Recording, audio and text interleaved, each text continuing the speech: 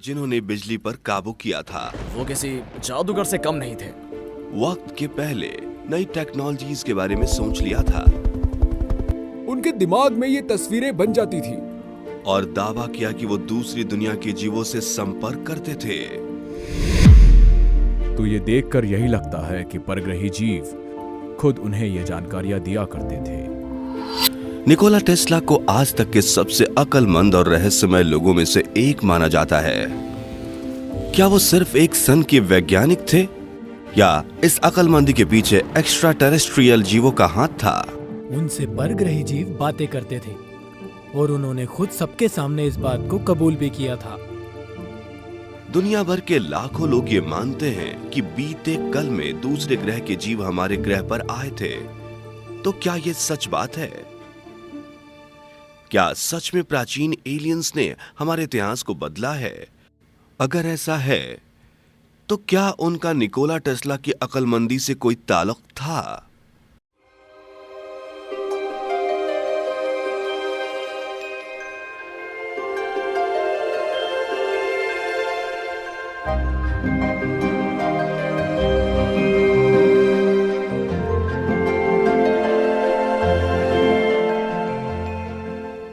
New York city, 7 जनवरी 1943।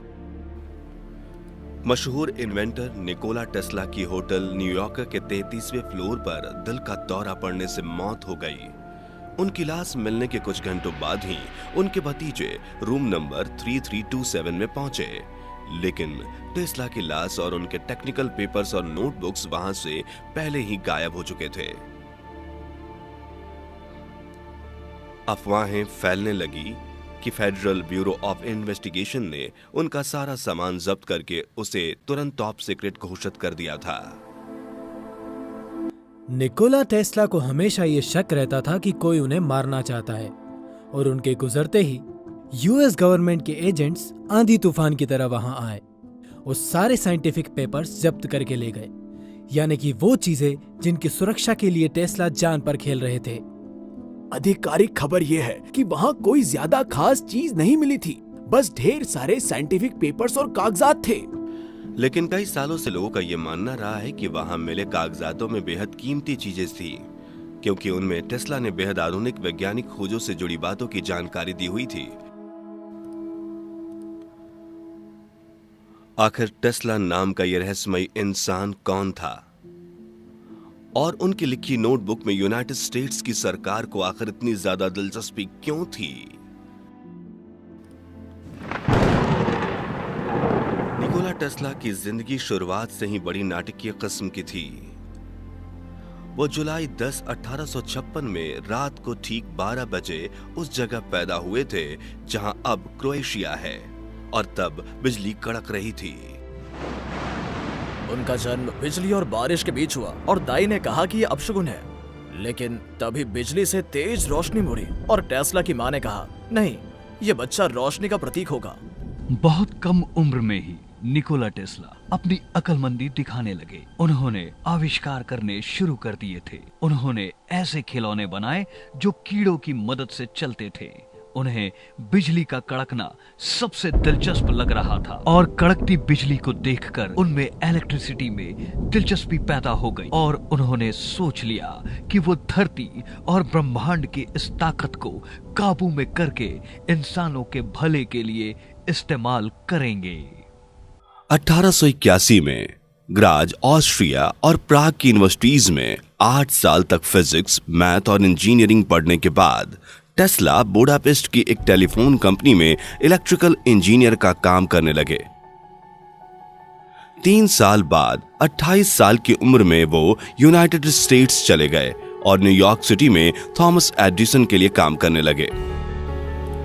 लेकिन जल्द ही दोनों एक दूसरे के खिलाफ हो गए और उनके इस मुकाबले को नाम दिया गया वॉर ऑफ द करंट्स। ये दो जादूगरों के मुकाबले जैसा था।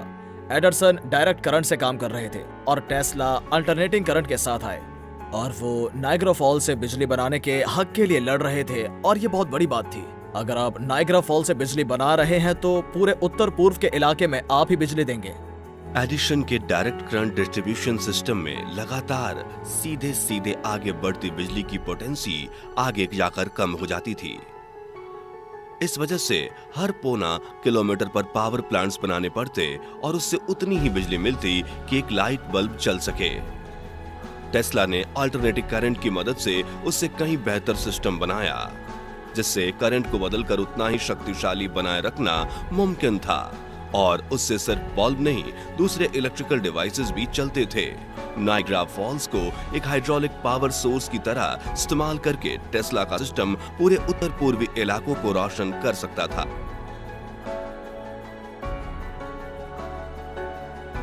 ये घोड़ा गाड़ी और जेट प्लेन के बीच मुकाबले जैसा था। टेस्ला के पास जेट प्लेन था और एडिसन घोड़ा गाड़ी चला रहे थे। दोनों का कोई मुकाबला नहीं था। टेस्ला उनसे कहीं ज्यादा आगे थे। एडिशन ने अपने सिस्टम की जीत के लिए टेस्ला मॉडल की बुराई की और उसे खतरनाक बताया।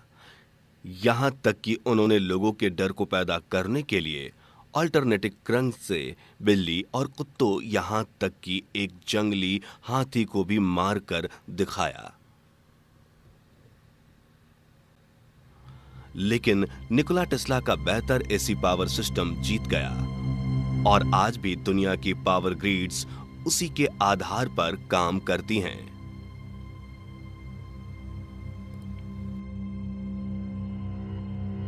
टेस्ला ने दुनिया को बिजली का तोहफा दिया और इतना ही नहीं, उन्होंने बिजली को केवल कुछ लोगों के काम आने वाली चीज से बदलकर ऐसी बुनियादी चीज बना दिया जिसे सब लोग इस्तेमाल कर सकते थे। निकोला टेस्ला दुनिया के आज तक के सबसे तेज दिमाग वाले लोगों में से एक हैं। उनके आइडियाज उस वक्त के लोगों की सोच से कहीं आगे के वक्त के थे। अगर टेस्ला नहीं होते तो आज हम एक अलग ही दुनिया में जी रहे होते।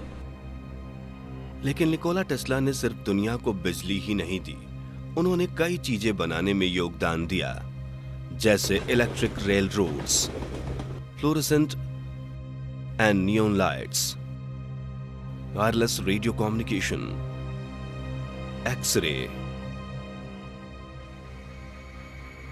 Remote control, turbine engines, speedometer, helicopters और यहां तक कि टॉर्पीडोज भी। उनकी मौत होने तक टेस्ला के पास दुनिया भर में 700 पेटेंट थे। निकोला टेस्ला दुनिया के महान आविष्कारकों में से एक थे। टेस्ला लियोनार्डो दा विंची जैसे थे। उनकी सोच भविष्य की थी और वो हैरत अंगेज काम करते थे। निकोला टेस्ला के जमाने में इंडस्ट्रियल रिवॉल्यूशन अपने पैर जमा रहा था। फैक्ट्रीज में इंसानों, स्टीम और कोयले से चलने वाली मशीनें काम करने लगीं। हजारों लाखों किलोमीटर लंबी पटरियां और सड़कें बनाई गईं, जिससे समाज का रूप पूरी तरह से बदल गया। लेकिन इन सब की वजह से एक बड़ा नुकसान हुआ। हमने एनवायरनमेंट पर बिल्कुल भी ध्यान नहीं दिया। निकोला टेस्ला हमेशा कहते थे कि विकास और तकनीक में काफी फर्क होता है। विकास से इंसानों को फायदा होगा, लेकिन तकनीक से भी फायदा हो ऐसा जरूरी नहीं है। अगर आपकी तकनीक से दुनिया में पॉल्यूशन होता है तो उसे विकास नहीं कह सकते हैं। लेकिन निकोला टेस्ला वक्त से इतने आगे की सोच कैसे लेते थे? कई सालों से आगे की सोच रखने वाले रहस्यमय इन्वेंटर ने स्कॉलर्स और रिसर्चर्स को हैरान किया हुआ है। टेस्ला एक अजीब इलाके में पैदा हुए थे। असल में वो जगह ट्रांसिल्वेनिया के पास थी। वो लंबे और पतले थे।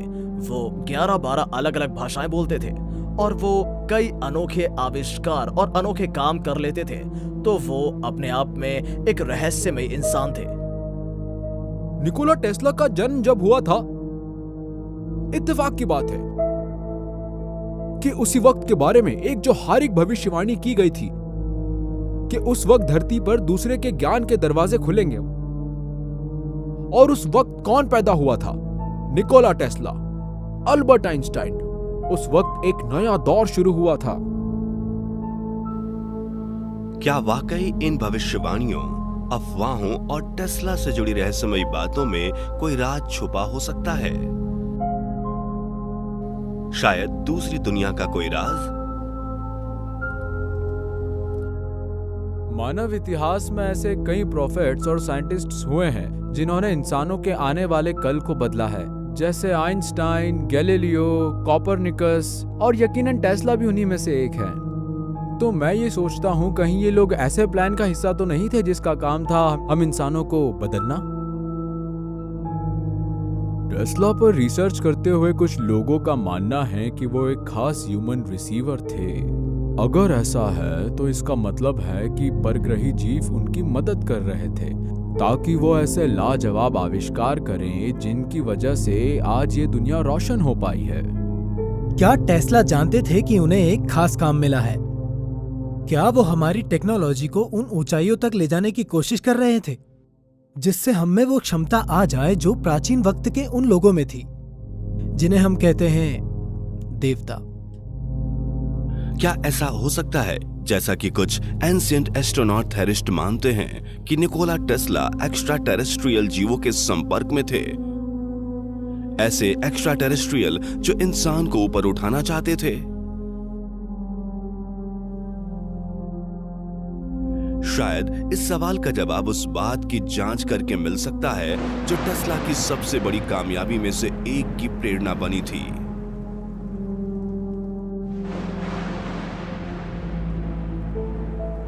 Cambridge, Massachusetts.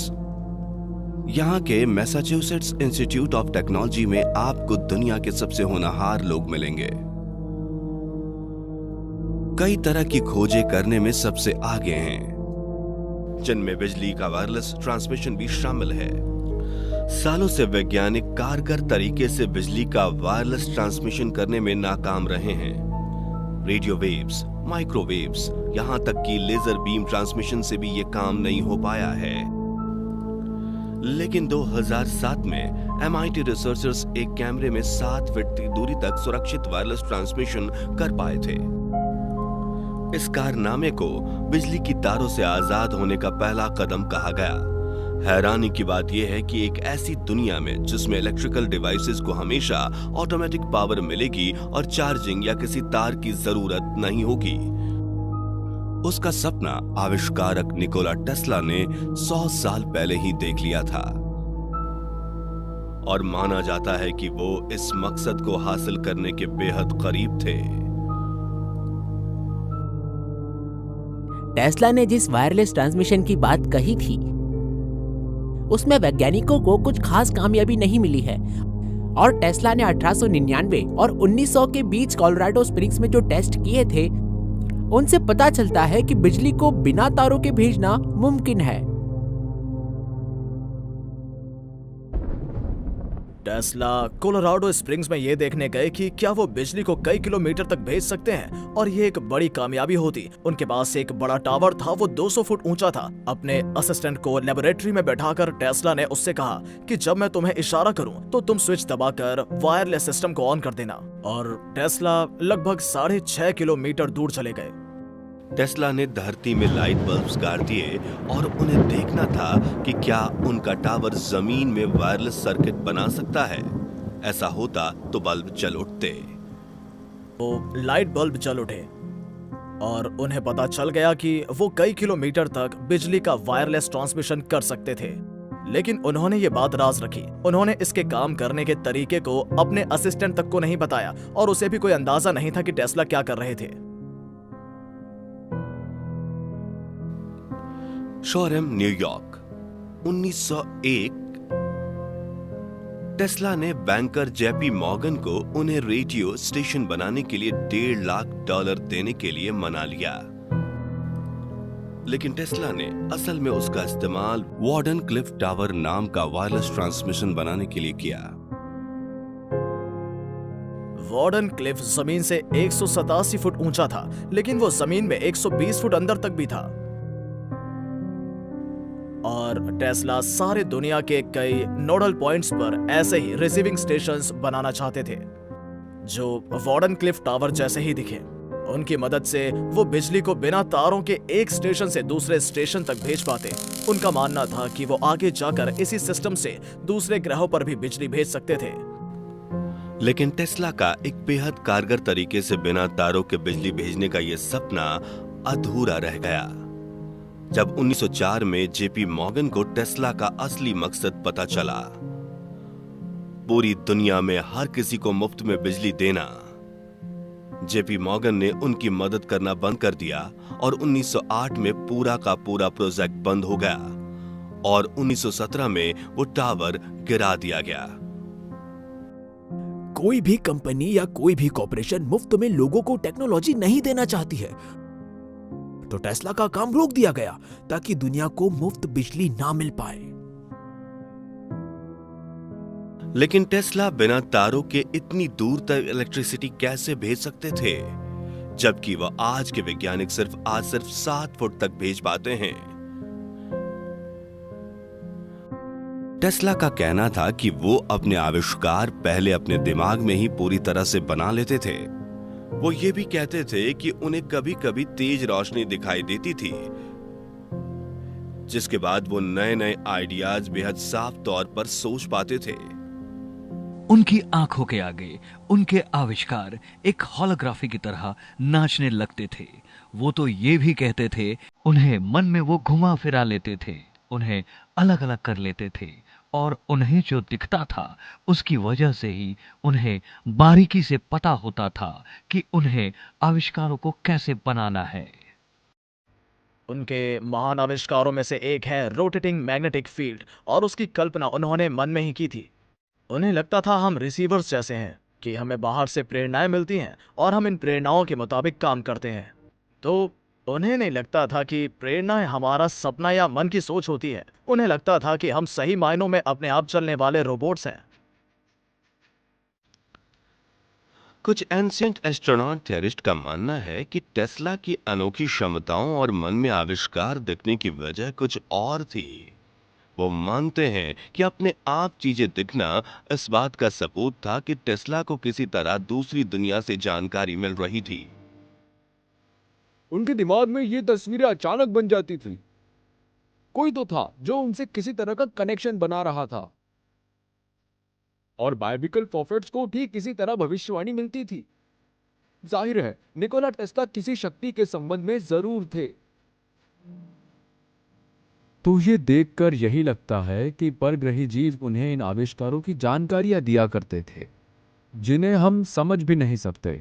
निकोला टेस्ला को लगता था कि यूनिवर्स में कहीं पर जानकारी का एक केंद्र है जिससे सभी इंसान बातें सीख सकते थे।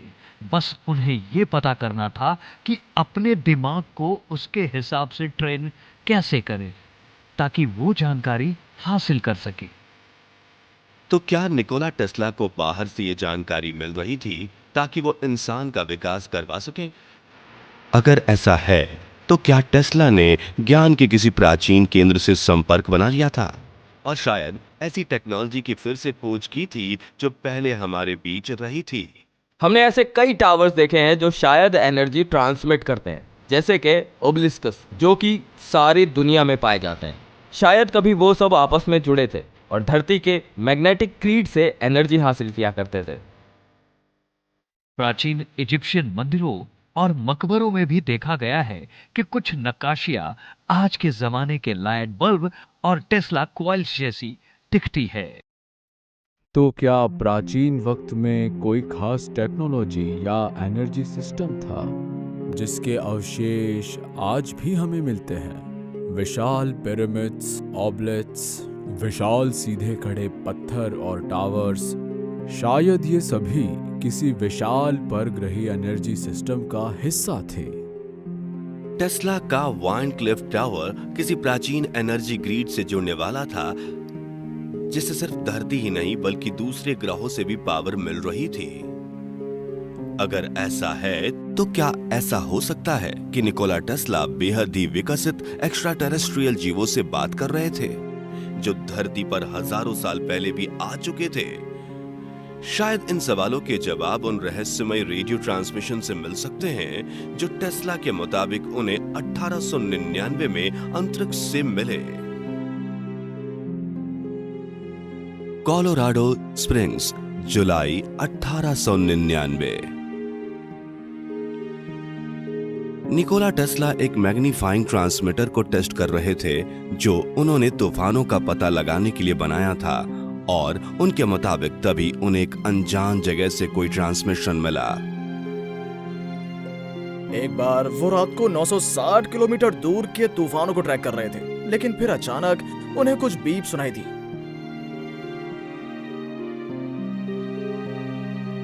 बार बार 3 बीप सुनाई दे रही थी, तो उन्हें गिनकर भेजा जा रहा था और वो उनका मतलब नहीं समझ पाए। और टेस्ला ने उनके बारे में सोचा तो उन्हें यही लगा कि वो अंतरिक्ष से आई थी, शायद मार्स से आई थी। मार्स का ऑर्बिट ऐसा है कि वो करीबन हर बार 1.25 सालों के बाद धरती के करीब आता है। टेस्ला का मानना था कि ऐसे ही कभी मार्स के करीब आने पर उन्हें वहां से सिग्नल मिल रहे थे। शायद उन्होंने एक ऐसा रिसीवर बनाया जो इतना सेंसिटिव था कि वो रेडियो वेव्स रिसीव कर रहा था, जिनके बारे में हमें पता है कि वो बाहरी गैलेक्सी या दूसरे ग्रहों से आती रहती है।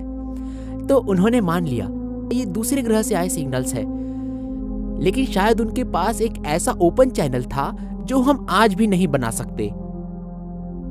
के मुताबिक ये सोचना बेवकूफी थी कि यूनिवर्स में बस हम ही अक्लमंद जीव हैं, और अगर दूसरे जीव हैं तो वो हमारे मुकाबले कितने अक्लमंद हैं, और वो धरती पर रहने वाले हम जैसे अक्लमंद जीवों से संपर्क क्यों नहीं करना चाहते। टेस्ला ने दूसरी दुनिया के लोगों के साथ संपर्क के बारे में बताया और ऐलान किया कि उन्हें एक्स्ट्रा टेरेस्ट्रियल होने पर यकीन है। 1901 के फरवरी में उन्होंने कॉलियर्स वीकली में इस आर्टिकल छिपवाया जिसका नाम था talking with the planets. Tesla शिद्दत से इस काम में लग गए कि किसी तरह से वो दूसरे प्लैनेट से फिर से रेडियो से संपर्क कर सके। टेस्ला को जो रेडियो ट्रांसमिशंस मिले थे, उनके सहारे उन्होंने एक थ्योरी बनाई कि ये परग्रही जीव 1000 साल पहले से हमारी दुनिया के संपर्क में थे। और इतना ही नहीं, इन परग्रही जीवों ने इंसानों को शुरुआत से ही अपने काबू में करके रखा है। उनकी ये बातचीत कहाँ तक गई? क्या वो उस मुकाम तक पहुंच गए थे जहां उन्हें परग्रही जीवों से काम की जानकारी मिल रही थी, जिसकी मदद से वो अपने आविष्कार बना रहे थे? लोगों का मानना है कि ऐसा ही हुआ था, और टेस्ला अपने आविष्कार इसलिए कर पाए क्योंकि उनका सीधा संबंध दूसरे ग्रह के अक्लमंद जीवों के साथ था। मगर टेस्ला के वैज्ञानिक साथियों ने इस हैरत अंगेज बात पर यकीन नहीं किया और वो टेस्ला को एक सन की वैज्ञानिक कहने लगे। तो एक तरफ निकोला टेस्ला ने सारी दुनिया में बिजली दौड़ाई, लेकिन फिर आगे जाकर जेपी मॉर्गन उनके खिलाफ हो गई, जो कि बहुत ही बड़े आदमी थे, और एडिसन भी पहले से ही उनके खिलाफ थे और उनका भी बहुत दबदबा था। फिर ये खबर सामने आई कि वो शायद मार्स ग्रह पर सिग्नल भेज रहे थे, और शायद इस बात का फायदा उठाकर उनके दुश्मनों ने उन्हें बदनाम करने की कोशिश की। 20वीं सदी की शुरुआत में ऐसी अफवाह उड़ी कि टेस्ला को नोबेल प्राइज देने की बात चल रही थी, लेकिन उन्हें वो कभी नहीं मिला। आज भी वैज्ञानिक उनकी उतनी इज्जत नहीं करते जितनी की जानी चाहिए। टेस्ला ने कहा था, एटम्स सोलर सिस्टम्स की तरह काम करते हैं, और ये कि लाइट में वेव और पार्टिकल्स दोनों होते हैं। आइंस्टीन को यह बताने के लिए नोबेल प्राइज मिला कि लाइट में पार्टिकल्स होते हैं। वॉर और रदरफोर्ड को यह बताने के लिए नोबेल प्राइज मिला कि एटम्स सोलर सिस्टम्स की तरह काम करते हैं। तो टेस्ला का क्वांटम फिजिक्स के इतिहास में नाम क्यों नहीं आता, जबकि वो उसकी सबसे माहिर वैज्ञानिक थे? मुझे लगता है उनके साथ दूसरे फिजिसिस्ट्स ने नाइंसाफी की थी, और इसकी एक वजह थी उनका एलियन से लगाव। क्या निकोला टेस्ला ऐसी चीज की कल्पना कर रहे थे जो सच में नहीं थी? या ऐसा हो सकता है कि वो सच में एक्स्ट्रा टेरेस्ट्रियल जीव के संपर्क में थे? Belgrade, Serbia. यहाँ निकोला टेस्ला म्यूजियम में 1,60,000 से भी ज्यादा डॉक्यूमेंट्स हैं, जिनसे टेस्ला के आगे की योजनाओं के बारे में पता चलता है। इनमें कुछ चित्र हैं जो कई लोगों को स्पेशियस लगती हैं। इतिहासकारों के मुताबिक टेस्ला ने 1910 में एक फ्लाइंग मशीन पर काम करना शुरू किया था जो फील्ड प्रपल्शन या एंटी ग्रेविटी का इस्तेमाल करने वाली थी। माना जाता है कि टेस्ला ने यह खोज की थी कि ढेर सारी बिजली किस चीज को ऊपर उठा सकती है। 1920 और 30 के दशक के दौरान टेस्ला अक्सर एंटी ग्रेविटी शिप्स की बातें करते थे, जो कि वार्डन क्लिफ टावर से निकलने वाली पावर की मदद से उड़ सकती थी। उनका कहना था कि इन शिप्स में विंग्स या फ्यूल की जरूरत नहीं होगी, बल्कि वो पूरी तरह से इलेक्ट्रिक होगी। लेकिन क्या टेस्ला ने यह डिजाइन पहले बनाई थी? या ऐसा हो सकता है कि जैसा एंशिएंट एस्ट्रोनॉट थियरिस्ट भी कहते हैं कि ऐसी शिप प्राचीन वक्त में भी हमारे ग्रह पर आ चुकी थी।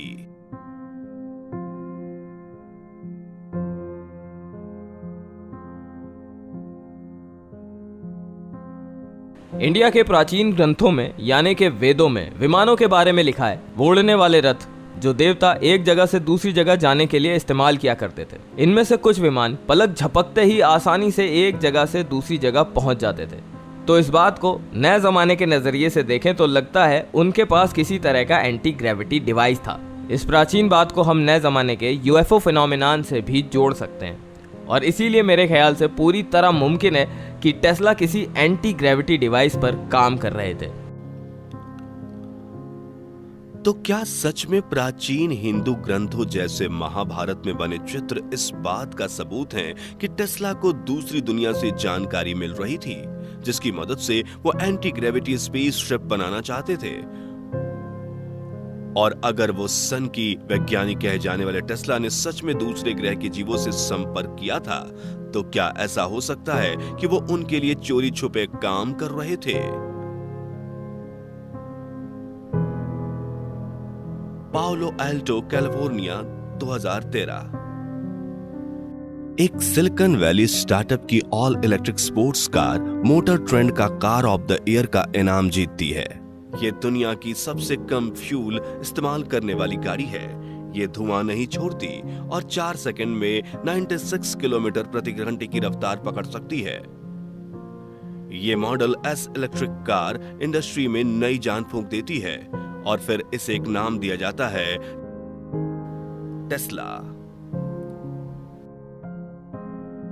दिलचस्प बात यह है कि 1931 में टेस्ला ने रिपोर्टरों से कहा था कि उन्होंने एक पियर्स एरो कार को पूरी तरह से इलेक्ट्रिक बना दिया है। टेस्ला ने सबको वो कार दिखाई और उसे चलाया भी, और उसने 145 किलोमीटर प्रति घंटे की रफ्तार पकड़ी। तो ऐसे कई आविष्कार जिनकी टेस्ला ने बात की थी या उन्हें पेटेंट करवाया था, वो बाद में बनाए गए हैं। ऐसी कई टेक्नोलॉजीज हैं जिनके बारे में हमें निकोला टेस्ला के ड्राइंग बोर्ड पर जानकारी है। आधुनिक ह्यूमनॉइड रोबोटिक्स, सोलर और wind power, weather manipulation, drones और यहां तक कि प्लैनेटरी एक्सप्लोरेशन व्हीकल्स भी। वो पूरे दिन सिर्फ 2 घंटे सोते थे और ऐसा लगता था कि इस दुनिया में जीने के पीछे उनका सिर्फ और सिर्फ एक ही मकसद है, इंसानों के भविष्य के लिए टेक्नोलॉजी का विकास करना। उनकी नजरें भविष्य पर टिकी रहती थी। वो अपने आविष्कारों से भविष्य को नया रूप देने की कोशिश कर रहे थे। मिस्टर टेस्ला अकेले ऐसे इंसान नहीं थे। कई नए ढंग की शुरुआत करने वाले या खोज करने वाले लोग भी मन में बनी ऐसी ही तस्वीरों से प्रेरित होकर काम करते थे और उन्हें असली दुनिया में लाने की कोशिश करते थे। तो धर्म के मामले में हम ये कह सकते हैं कि उस धार्मिक गुरु का किसी ईश्वरीय शक्ति के साथ संपर्क हुआ है, और वैज्ञानिक मामले में हम ईश्वरीय शब्द का भले ही इस्तेमाल नहीं करते, लेकिन ये बात तो तय है, लोगों से कोई तो संपर्क कर रहा है और उनकी वजह से दुनिया में नई चीजों की शुरुआत हो रही है। अभी तक की बातों से तो ऐसा ही लगता है। टेस्ला में एक जुनून था जिसकी वजह से वो हर बात से किनारा कर लेते थे। जब वो किसी आविष्कार पर काम करते थे तो खाना, सोना, रिश्ते, इंसानों से मिलना सब भूल जाते थे। ऐसा लगता था वो किसी मिशन पर है, ऐसा मिशन जो एक बड़े प्लान का हिस्सा था जो किसी परग्रही जीव ने बनाया था। क्या निकोला टेस्ला को सच में एक्स्ट्रा टेरेस्ट्रियल जीव आविष्कार करने का काम देते थे, जैसा कि कुछ एंशिएंट एस्ट्रोनॉट थियरिस्ट कहते हैं?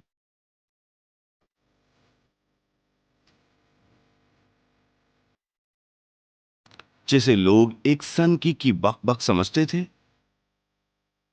जब निकोला टेस्ला जनवरी 1934 में अपनी आखिरी घर होटल न्यूयॉर्क में रहने आए थे, तब वो अपने आविष्कारों के बजाय अपने अजीब बर्ताव के लिए मशहूर हो गए थे। कहते हैं कि वो कीटाणुओं से बहुत डरते थे, एकदम अंधेरे में काम करना पसंद करते थे और वो 3 नंबर के पीछे पड़े रहते थे। टेस्ला को न्यूमरोलॉजी में काफी दिलचस्पी थी। उनके अपने कई अंधविश्वास थे। वो किसी भी बिल्डिंग में घुसने से पहले उसके 3 चक्कर काटते थे। उन्होंने पूरी दुनिया में कुछ नोडल पॉइंट्स ढूंढ निकाले थे और वो शायद नंबर्स 3, 6 और 9 से कोई ताल्लुक रखते थे। निकोला टेस्ला ने एक बार कहा था कि अगर हमें 3, 6, 9 की असली अहमियत पता चल जाए तो हमें यूनिवर्स के सारे राज पता चल जाएंगे। अगर हम ग्रेट पिरामिड ऑफ गीजा को देखें तो ना सिर्फ वहां पर 3 विशाल पिरामिड है जो एक दूसरे के बगल में बने हुए हैं और ओरिएंट्स बेल के तारों की तरह बने हुए हैं, बल्कि हमें उन विशाल पिरामिड के पास में ही 3 छोटे पिरामिड अगल बगल में बने हुए दिखाई देते हैं। तो अगर आप गौर करेंगे 3 और 3 तो देखा जाए तो इस बात के कई सबूत हैं कि कुदरत में भी 3 और 6 नंबर के मुताबिक चीजें होती हैं। जैसे मधुमक्खियां हेक्सागोनल टाइल्स से छत्ते बनाती हैं, इसे हम अनदेखा नहीं कर सकते। ये आकार कुदरत में दिखाई देते हैं और प्राचीन वक्त के लोग अपनी धार्मिक जगहों के आर्किटेक्चर में इसे इस्तेमाल किया करते थे। तो दुनिया भर की प्राचीन आर्किटेक्चरल साइट्स में जो आर्कियोलॉजिकल सबूत मिलते हैं तो उनमें टेस्ला की कही हुई बातों की अहमियत साफ तौर पर दिखाई देती है।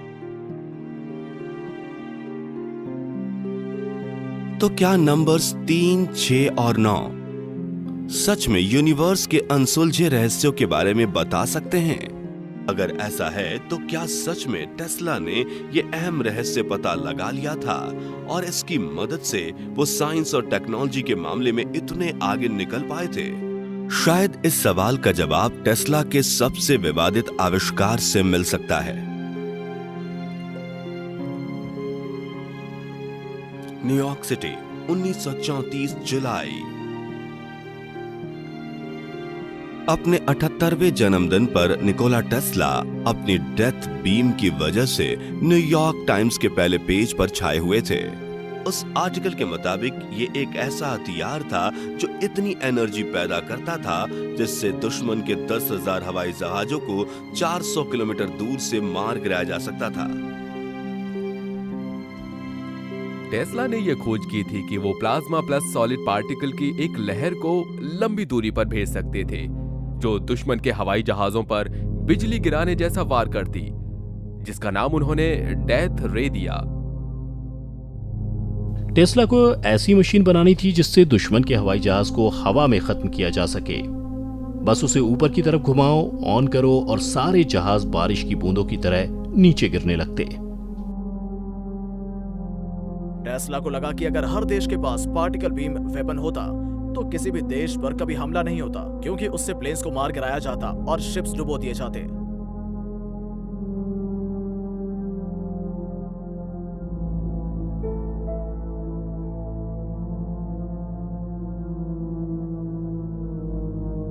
इसलिए वो दूसरे विश्व युद्ध के दौरान इस पार्टिकल बीम वेपन को अमेरिकी सरकार को बेचने की कोशिश कर रहे थे। और मेरे ख्याल से फ्रैंकलिन रूजवेल्ट असल में 2 संभावनाओं पर गौर कर रहे थे। आइंस्टाइन आइटम बम की संभावना पर बात कर रहे थे।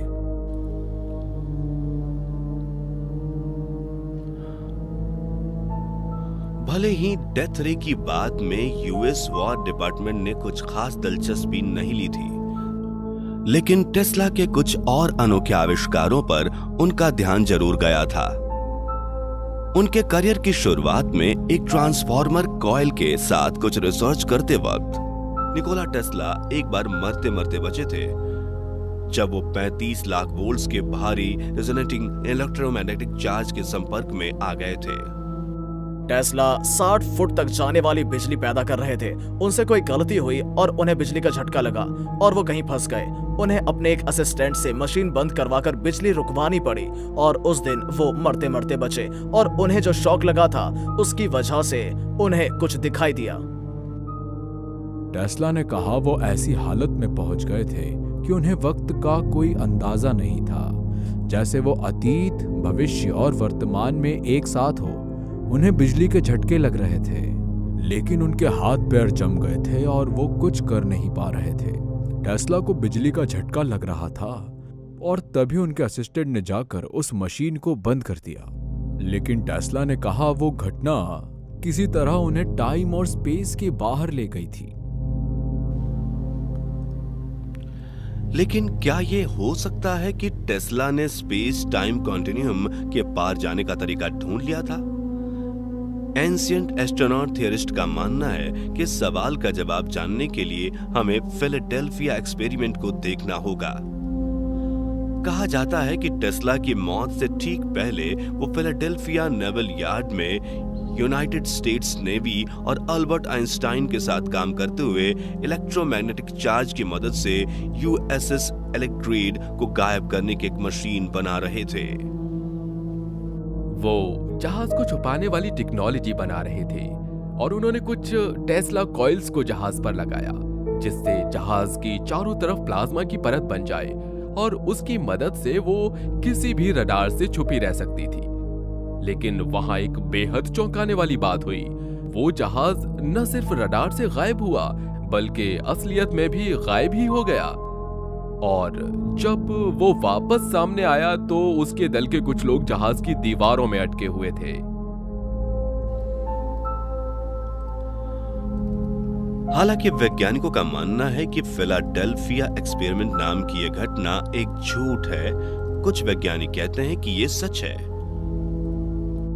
हमें यूएस गवर्नमेंट के खास सूत्रों से ये एकदम खुफिया जानकारी मिली है कि फिलाडेल्फिया एक्सपेरिमेंट सच में हुआ था। उस जहाज में मौजूद सैनिक अपने होश खो बैठे थे और उस हालत में चलकर जहाज के हल में पहुंच गए। और उसके बाद जब वो जहाज इस दुनिया में वापस आया तो उनके शरीर हल्के मेटल के साथ मिलकर जुड़ गए। क्या टेस्ला ने सच में टाइम और स्पेस के पार जाने का तरीका ढूंढ लिया था? अगर ऐसा है तो क्या इस टेक्नोलॉजी से जुड़े राज और उसके साथ टेस्ला की डेथ बीम के ब्लूप्रिंट्स भी उन साइंटिफिक डॉक्यूमेंट्स में शामिल थे जो माना जाता है कि एफबीआई उनकी मौत के बाद जब्त करके ले गई थी? एंशिएंट एस्ट्रोनॉट थियरिस्ट का मानना है कि इस बात के सबूत आज के जमाने की सबसे आधुनिक हथियार में मिल सकते हैं।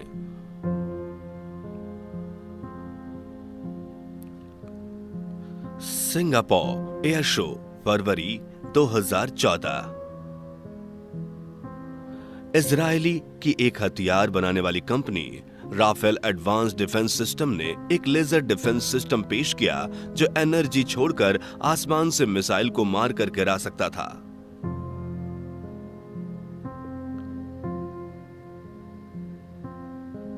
इस बेहद आधुनिक हथियार का नाम था आयरन बीम। आयरन बीम के काम करने का तरीका यह है, उससे एक हाई एनर्जी लेजर निकलती है जो कि अपने टारगेट को तेजी से बहुत ही गर्म कर देती है। वो किसी भी चीज को उड़ा सकती है, अब चाहे वो हवाई जहाज हो, ड्रोन्स हो या फिर मिसाइल, यानी ऐसी कोई भी चीज जिससे किसी देश पर हमला किया जा सकता है। आयरन बीम्स ऐसी हर चीज को तबाह कर देती है। ये बिल्कुल टेस्ला की डेथ रे जैसी ही है। टेस्ला भी 1920-30 के दशक में ऐसी ही टेक्नोलॉजी की बात कर रहे थे जो बीम वेपन से मिसाइल्स और जहाजों को उड़ा सकती थी।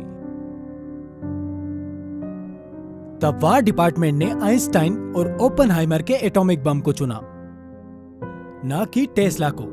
मगर अब हम देख रहे हैं इजराइल अब बना रहा है ये आयरन बीम टेक्नोलॉजी, क्योंकि उन्हें यह समझ में आ गया था कि एटॉमिक वेपन्स बहुत तबाही मचाते हैं। क्या ऐसा हो सकता है कि टेस्ला ने वक्त में आगे देखने की और सफर करने की टेक्नोलॉजी बना ली थी और इसलिए उन्हें इस आविष्कार के बारे में पता चला? टेस्ला ने एक बार कहा था कि आज वक्त उनका है, मगर मैं जिस भविष्य के लिए काम कर रहा हूं वो मेरा है।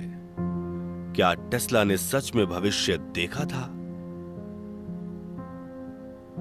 क्या आयरन बीम इस बात का सबूत है कि न सिर्फ वो डेथ रे बना सकते थे, बल्कि यूनाइटेड स्टेट्स की सरकार ने उनका रिसर्च चुराकर शायद इसे आगे भी बढ़ाया है।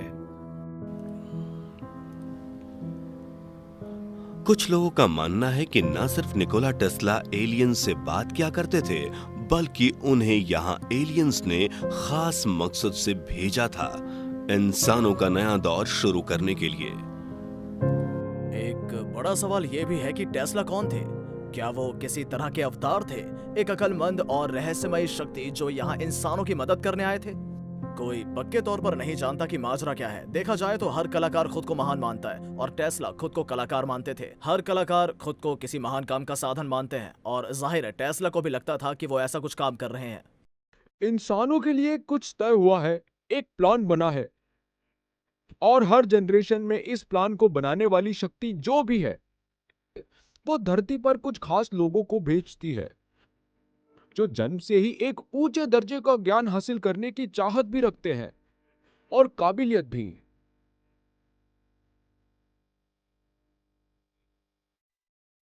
तो क्या ऐसा हो सकता है कि टेस्ला को भी धरती पर परग्रही जीवों ने भेजा था ताकि वो उनके शानदार डिवाइसेस देख पाए और उनका आविष्कार कर पाए? अगर परग्रही जीवों ने टेस्ला को किसी खास मकसद से यहाँ भेजा था, तो क्या जो वो करना चाहते थे वो कर पाए थे? शायद इसका जवाब है ना, क्योंकि अगर टेस्ला की इस टेक्नोलॉजी का वाकई हमारी इस दुनिया में खुलकर इस्तेमाल हुआ होता तो हम रेगिस्तान हरे कर देते, हम बेहद कम एनर्जी से समंदर के पानी को मीठा बना देते, हम एक बेहद नई और अनोखी दुनिया में रहते जिसमें हमें इलेक्ट्रिसिटी की कीमत नहीं चुकानी पड़ती, जिसमें एंटी ग्रेविटी जहाज होते और यहाँ तक कि हमारे पास टेलीपोर्टेशन की टेक्नोलॉजी होती और सही मायने में हमारे लिए इस दुनिया में एक सुनहरा युग शुरू हो जाता। लेकिन ऐसा नहीं हुआ। क्या सच में दूसरी दुनिया के जीव खुद निकोला टेस्ला की मदद कर रहे थे? क्या सच में उन्हें एक्स्ट्रा टेरेस्ट्रियल जीवों ने उनके दर्जनों एक्सपेरिमेंट की प्रेरणा दी थी, जैसा कि एंशिएंट एस्ट्रोनॉट थियरिस्ट मानते हैं? ऐसा हो सकता है कि तब इंसान ऊंचे दर्जे के ज्ञान को हासिल करने के लिए तैयार नहीं थे। शायद हां। लेकिन अगर इतनी बड़ी बात सच है, तो क्या अब हम उस मुकाम पर आ गए हैं कि वो सारी बातें सीख सकें? और क्या ऐसा करके हम लोग न सिर्फ टेस्ला के ज्ञान को समझ पाएंगे, बल्कि पूरी गैलेक्सी में मौजूद एलियन से भी ज्ञान हासिल कर पाएंगे?